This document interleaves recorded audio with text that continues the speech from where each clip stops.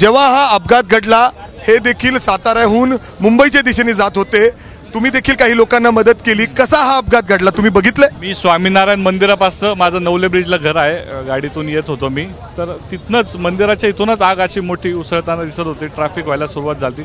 मी पटकन गावातनं काही रस्ते मला माहिती राहतले त्या रस्त्यातनं आलो, एक ठिकाणी गाडी लावली आणि पळत या ठिकाणी आलो, तो मोठी आग या ठिकाणी उसळलेली दिसत होती। तोपर्यंत फायर ब्रिगेडच्या गाड्या ॲम्ब्युलन्स आणि या ठिकाणी आले, आम्ही जखमी जे आहेत त्यांना पटकन हॉस्पिटलमध्ये पाठवण्याची आम्ही त्या ठिकाणी व्यवस्था केली।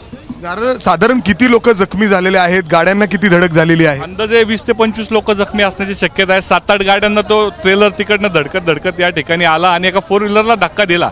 दुर्दैवाने त्या 4 व्हीलरच्या पुढे एक ट्रेलर होता, मग ती 4 व्हीलर त्या ट्रेलरला धडकली, मागनं जो ब्रेक फेल झालेला ट्रेलर होता ब्रेक फेल झालेला ट्रेलर त्या 4 व्हीलर धडकून ती 4 व्हीलर पुढच्या ट्रेलर धडकली, मध्ये चेमली आणि मोठा स्फोट झाला। या दोन्ही ट्रकच्या मध्ये ती चेमली गेली। याच कारमध्ये पूर्ण कुटुंब होतं? बहुतेक कुटुंब असण्याची शक्यता आहे, लहान बाळ देखील असण्याची शक्यता आहे, ते त्यांना काढण्याचं काम या ठिकाणी युद्ध पातळीवरती चालू आहे। म्हणजे बरेचदा स्थानिक लोकांनी या रस्त्याच्या संदर्भात, या तीव्र उताराच्या संदर्भात तक्रारी दिलेल्या आहेत, अनेक अपघात इथं घडलेले आहेत, म्हणजे तुम्ही देखील स्थानिकच आहात इथले?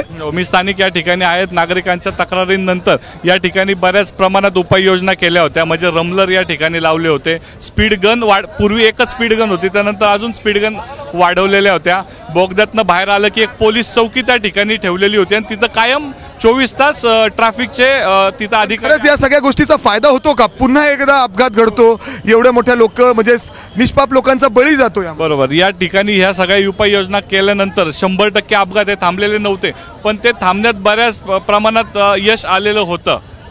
आज आपण बघतोय एवढा मोठा ट्रक इथं अपघात होतो, 8 जणांचा या ठिकाणी बळी जातो, निष्पाप लोक आहेत, काही चूक नाहीये त्यांची। अर्थात जर आपण बघितलं तर 25 जण जखमी आहेत, म्हणजे अर्थात स्थानिक लोक वारंवार हे मुद्दे उठवतात, या रस्त्यावरचं हे तीव्र उतार हे सगळं बदलायला हवं। हा तीव्र उतार 100% कमी केला पाहिजे। स्वामीनारायण मंदिरापासून उड्डाण पूल उचलून तो डायरेक्ट वारजे ब्रिज किंवा त्या नदीच्या पलीकडे ठेवला तर या अपघातांचं सुद्धा प्रमाण कमी होईल आणि जे ट्रॅफिक वारंवार या ठिकाणी होतं त्यालाही बऱ्या प्रमाणात। अर्थात जर आपण बघितलं तर हे सुद्धा इथूनच येत होते, तात्काळ त्यांनी काही लोकांना इथं मदत केली आणि आता जर आपण बघितलं तर इथून ॲम्ब्युलन्स चाललेली आहे।